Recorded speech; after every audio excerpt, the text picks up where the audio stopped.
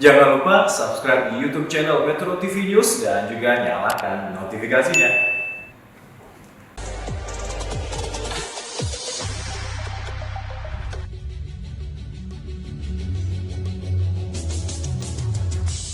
Terima kasih pemirsa, masih bersama kami. Kita di bagian akhir dari diskusi kita malam ini. Mas Tauhid, apa yang bisa disarankan kepada pemerintah supaya anggaran kita tetap bertahan di tengah goncangan yang terjadi saat ini? Saya kira yang pertama ya, agar menekan laju inflasi, terutama pokok persoalannya itu, kita juga harus melihat kembali apakah kebijakan moneter kita dijalankan atau belum begitu. Moneter, likuiditas, pengetatan dan sebagainya ini kan belum begitu. Tahu-tahu dibebankan ke fiskal. Oke. Gitu. Nah sehingga ini menjadi ruang yang saya kira harus juga ditempuh begitu. Itu yang pertama. Yang kedua adalah soal tadi ya, apakah kita harus berbagi. Kalau misalnya sekarang 4,5% menjadi 2,9 itu kan tahu-tahu kita terjun ke jurang begitu. Nah, sehingga harus ada persiapan bantalan memang yang bisa di-share ke masyarakat tadi dengan tepat sasaran. Ini maksudnya defisit ya? Defisitnya, Okay. Defisitnya kita jangan langsung shortfall ya. Ini yang kita lihat memang caranya tadi bagaimana masyarakat juga belajar mana yang harus menerima subsidi, mana yang tidak begitu. Subsidi perlu, tapi mana yang tepat sasaran sehingga tadi apakah memang Pertalite ya, apakah semua berhak begitu. Yang punya mobil berhak gitu atau yang punya motor saja misalnya. Itu kan juga harus jadi bahan perdebatan, jangan sampai kenapa tahun ini dapat, tahun depan tidak begitu. Ini kan jadi persoalan di kemudian hari yang akhirnya blunder begitu. Dan terakhir saya kira memang kita harus melihat bagaimana dari sisi tadi pembelajaran yang dilihat bahwa kalau kompensasi sebaiknya mulai tahun-tahun berikutnya harus sudah hilang. Itu masukkan lagi ke dalam akun negara sehingga ketika kita menghadapi situasi resiko kenaikan harga ICP sampai hampir 70-80%, kita tidak menganggung kesalahan yang sama begitu. Baik, terima kasih Mas Tauhid. Mas Haryadi, apa usulannya Mas? Ya, kalau menurut saya kembali lagi ya menyangkut masalah pertama tentu tadi secara produktivitas masyarakat juga harus ditingkatkan supaya tadi beban yang subsidi 40% itu bisa berkurang. Lalu kedua dari sisi strategi subsidinya itu sendiri juga saya sependapat dengan Mas Tauhid ya. Jadi memang juga harus dipilah Mas. Karena kalau tidak ini juga akhirnya mengulang lagi kesalahan lagi kan. Jadi sesuatu yang harusnya diatur oleh mekanisme pasar akhirnya harus dilakukan intervensi. Nah, ketiga adalah juga melihat kembali prioritas-prioritas yang ada, prioritas pembangunan yang ada itu apa. Yang kalau memang itu tidak harus dilakukan, ya kenapa harus dipaksakan? Itu juga harus dilihat lagi. Jadi kalau dari beban pengeluaran ini juga tidak dikendalikan dengan baik, ya itu kan juga jadi cost lagi begitu. Baik, terima kasih Mas Haryadi. Mas Misbakun.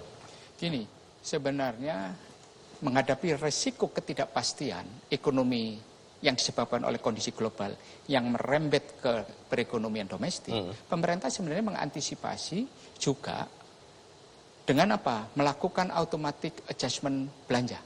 Apa itu? Yaitu pemerintah melakukan upaya penghematan. Penghematan dari sisi apa? Belanjanya. Belanjanya. Subsidinya ditambah, selain dari windfall, pemerintah juga melakukan penghematan. Sudah keluar keputusan surat Menteri Keuangan yang ditujukan kepada kementerian dan lembaga negara tentang penghematan itu, surat 458 tanggal 23 Mei kemarin. Dan ini kan menunjukkan betapa pemerintah itu serius menghitung besaran risikonya, termasuk berapa pengorbanan yang harus dilakukan, dan kemudian sampai di titik mana pemerintah harus berkorban. Nah, artinya apa? Bahwa ini harus ditanggung bersama-sama.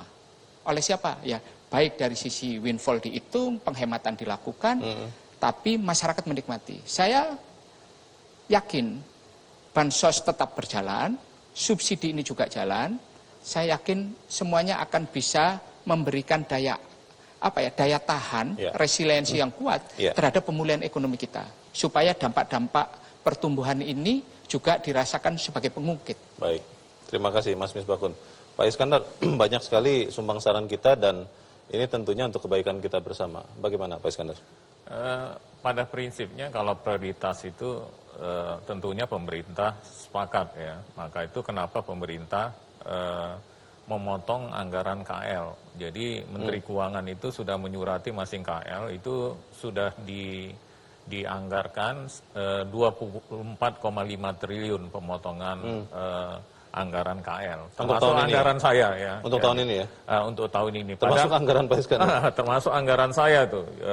Yang ngusulkan kita juga gitu. Begitu dipotong, ya kita harus rela kan. Karena saya pikir ini tahun-tahun yang sulit ya. Karena ini tahun-tahun sulit, maka yang penting tuh membangkitkan ekonomi dulu. Maka tuh pemerintah memberikan prioritasnya apa? Ya dorong dulu demand, karena nanti seperti Pak Aryadi ini akan memperoleh manfaat dunia usahanya. Ya. Bisa bergerak ya? Sebenarnya dia senang aja sebenarnya subsidi tadi ya. Ya. Begitu itu udah bergerak Mas Liu, memang kita seharusnya nggak boleh terus menerus. Misalkan kayak kompensasi ini kan sebenarnya diserahkan kepada mekanisme pasar sebenarnya kan, seperti Petramax seperti itu, Pertamax, seperti listrik juga seperti itu.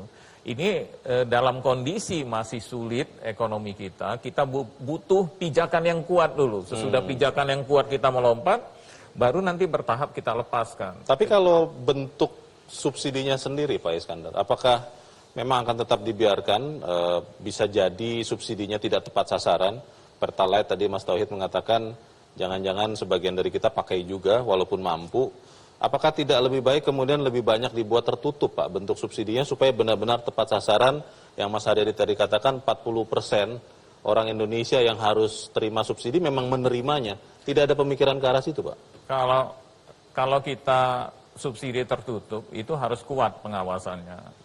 Kita tahu luas geografi kita itu, kita adalah negara kepulauan. Nah, kalau tidak siap di dalam pengawasan, itu nggak sesimpel itu dalam eksekusinya. Maka akan bisa menimbulkan kebocoran-kebocoran tadi, yang pada akhirnya malah tidak efektif dibandingkan dengan, bukan saja tidak efektif, tapi tidak efisien dibandingkan dengan yang terbuka tadi. Jadi kita punya pengalaman. Kekurang tepatan sasaran subsidi ini akan dibiarkan Pak? Bukan dibiarkan, artinya kita dorong dulu ekonominya, ya nanti baru mekanisme apa yang tepat. Misalkan salah satunya, misalkan kita kalau sudah siap nanti IT, ya jaringan kan sudah mulai siap. Kalau zaman dulu kan belum ini, nggak bisa kita terapkan. Jadi sambil jalan sambil diperbaiki. Sambil jalan aja. Misalkanlah kita nanti bisa menggunakan model poin seperti itu ya kan, menggunakan IT. Kalau kita udah siap gitu, ya saya pikir itu mungkin kita eksekusi ke depannya ya. Tapi sepanjang pengawasannya belum, in the paper is nice ya. Di paper nice sekali gitu ya. Semua orang tahu tuh ya, orang akademi. Tetapi di dalam eksekusinya itu malah nggak efektif. Pengalaman kita terakhir itu kan kita udah mengalami kan dalam kasus.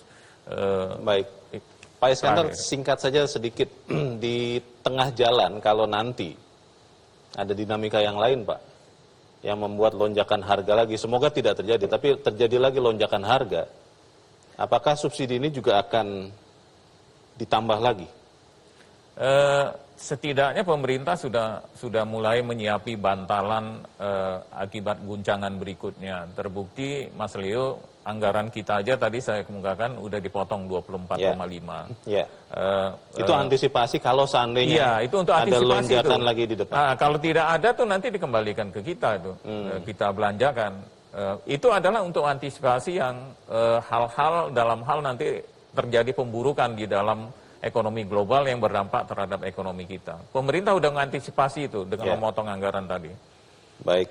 Itu harapan kita bersama tentunya, makanya kemudian kita berbincang di meja ini pada malam ini. Kita berharap semoga subsidi itu benar-benar bisa membuat daya tahan bangsa kita kuat, ekonomi bisa kembali pulih, tentunya jangan sampai bocor. Saya berterima kasih ke Mas Haryadi Sukamdhani, Mas Misbakun, Mas Tauhid Ahmad, dan juga Pak Iskandar Simorangkir.